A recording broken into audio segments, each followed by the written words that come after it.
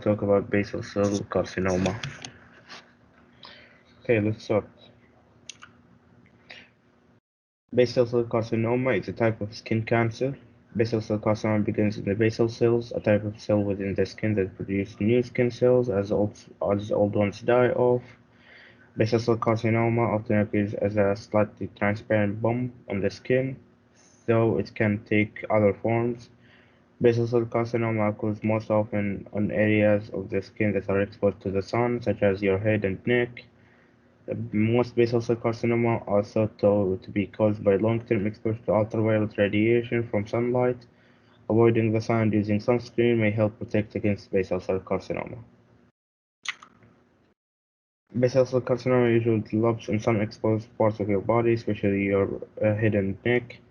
Basal cell carcinoma appears as a change in the skin, such as growth or sores that won't heal. The changes in the skin usually have one of the following characteristics: a peely, white skin colored or pink bump that is translucent, meaning you can see a bit through the surface. Tiny blood vessels are often visible. In people with darker skin tones, the lesion may be darker but still somewhat translucent. The most common type of basal cell carcinoma, this lesion often appears on the face and ears. The lesions may rupture, bleed, and scab over. A brown, black, or blue lesion, or a lesion with dark spots with a slightly raised translucent border. A flat, scaly, reddish patch with a raised edge is more common on the back or chest. Over time, these patches can grow quite large. A white, waxy scar-like lesion without a clearly defined border, called morphiform basal cell carcinoma, is the least common. Make an appointment with your doctor if you observe changes in the appearance of your skin, such as new growth, a change in previous growth, or a recurrent sore. Basal cell carcinoma occurs when one of the skin's basal cells develops a mutation in its DNA. Basal cells are found at the bottom of the epidermis, the outermost layer of the skin. Basal cells produce new skin cells. As new skin cells are produced, they push older cells toward the skin surface where the old ones die off and are slowed off. The process of creating new skin cells is controlled by a basal cell's DNA. The DNA contains the instructions that tell a cell what to do. The mutation tells the basal cell to multiply rapidly and continue growing when it would normally die. Eventually, the accumulating abnormal cells may form a cancerous tumor, the lesion that appears in the skin, basal cell carcinoma. Much of the damage to DNA in basal cells is thought to result from ultraviolet radiation found in sunlight and in commercial tanning lamps and tanning beds, but sun exposure doesn't explain skin cancers that develop on skin not ordinarily exposed to sun.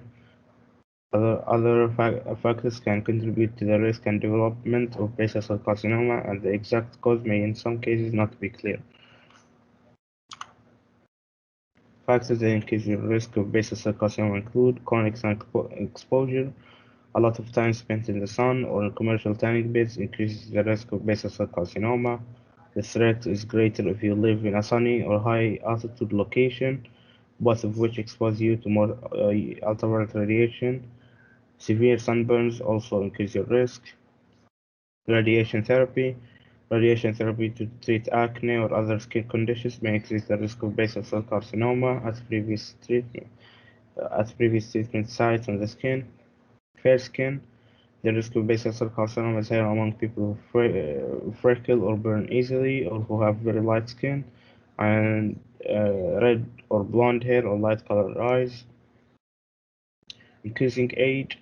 Because basal cell carcinoma often takes decades to develop, the majority of basal cell carcinoma occur in older adults, but can also affect younger adults and is becoming more common in people in their 20s and 30s. A personal and family history of skin cancer. If you've had basal cell carcinoma one or more times, you have a good chance of developing it again. If you have a family history of skin cancer, you may have an increased risk of developing basal cell carcinoma. Immune suppressing drugs. taking medications that suppress your immune system, such as anti-rejection drugs used after transplant surgery, significantly increase your risk of skin cancer. Exposure to arsenic. Arsenic is a toxic metal that's found widely in the environment, increases the risk of basal cell carcinoma and other cancers. Everyone has some arsenic exposure because it occurs naturally, but some people may have higher exposure if they drink contaminated well water or have a job that involves producing or using arsenic. Inherited syndromes that cause skin cancer. Certain rare genetic diseases can increase the risk of basal cell carcinoma, including nevoid basal cell carcinoma syndrome and pigmentosum. Xeroderma pigmentosum is a genetic disorder in which there is decreased ability to repair DNA damage, such as that caused by ultraviolet light. Complications of basal cell carcinoma can include a risk of recurrence. Basal cell carcinoma commonly recur even after successful treatment. An increased risk of other types of skin cancer. A history of basal cell carcinoma may also increase the chance of developing other types of skin cancer, such as squamous cell carcinoma, which we will talk about tomorrow. Cancer that spreads beyond the skin. Very rarely, basal cell carcinoma can spread to nearby lymph nodes and other areas of the body, such as the bones and lungs. To reduce your risk of basal cell carcinoma, you can avoid the sun during the middle of the day. In many places, the sun's rays are strongest between about 10 a.m. and 4 p.m. Schedule outdoor activities for other times of the day, even during winter or when the sky is cloudy. Wear sunscreen year-round. Use a broad-spectrum sunscreen even on cloudy days. Apply sunscreen generously and apply every 2 hours or more often if you're swimming or perspiring. Wear protective clothing. Cover your skin with dark, tightly woven clothing that covers your arms and legs, and a broad-brimmed hat, which provides more protection than does a baseball cap or visor. Some companies also sell protective clothing. A dermatologist can recommend an appropriate brand done with sunglasses for those that block both types of UV radiation, UV and UVB rays. Avoid tanning beds. Tanning beds emit ultraviolet radiation and can increase the risk of skin cancer. Check your skin regularly and report changes to your doctor. Examine your skin often for new skin growth or changes in existing moles, freckles, bumps, and birthmarks. With the help of mirrors, check your face, neck, ears, and scalp. Examine your chest and trunk and the taps and undersides of your arms and hands. Examine both the front and the back of your legs and your feet, including the soles and the spaces between toes.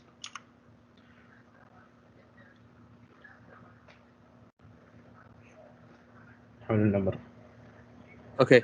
In order to access any growth or changes in your skin, your doctor or a specialist will conduct a medical history and exam. So, okay, next slide. History and general exam. Your doctor will conduct a general physical exam and ask questions about your medical history, changes in your skin, or any other signs or symptoms you've experienced. Next slide. Your doctor will examine not only the suspicious areas in your skin, but also the rest of your body for other lesions. Skin sample for testing. Your doctor may do a skin biopsy. This is when he takes a sample of your skin and accesses in the lab to see exactly what's happening. Next slide. Treatment. The goal of treatment for basal cell carcinoma is to remove the cancer completely. Cancer cells, if there's even one, that might be a problem because it can um, reproduce again and it doesn't end. Which treatment is best for you depends on the type, location, and size of your cancer, as well as your preference and ability to follow up visits. Treatment selection can also depend on whether this is a first time or recurring basal cell carcinoma. Next slide. Surgery. There's a couple of surgeries that can happen. Surgical excision. Um, in this stone, he just cuts away the cancerous region of the thought, and he might take other cells around it that are healthy, But as long as all the cancer cells have gone away, the other cells will reduce um, healthy skin cells. Most surgery, he goes through your skin in a microscope, and layer by layer of your skin, he removes the cancerous cells. So first layer, he goes to the first layer, he just picks out the cancerous cells. This is all through a microscope. And the next layer, he picks out the cancer cells, and so on and so on and so on, until all cancer cells have been taken away. Next slide. Other treatments, cartilage and electrode decision. C and E treatment involves removing the surface of the skin cancer with scraping instrument and the searing of the base of the cancer with an electric needle.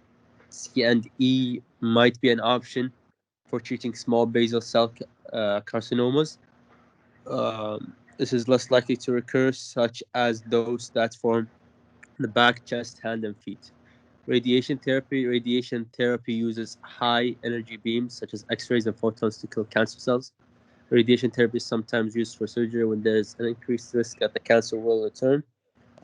This might also be used when surgery is an option. Radiation therapy has a lot of side effects, so it's used for the more severe cases.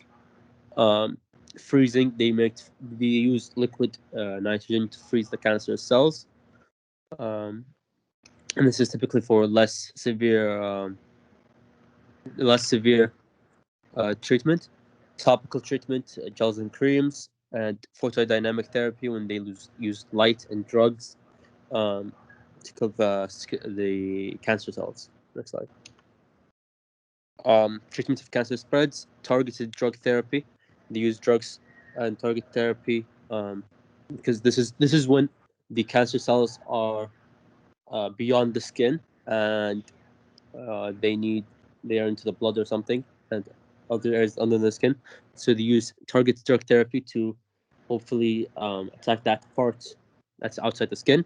Chemotherapy, I'm pretty sure all of you guys heard of it. It's good to deal with cancer in the blood, and they use powerful drugs to kill cancer cells in the blood.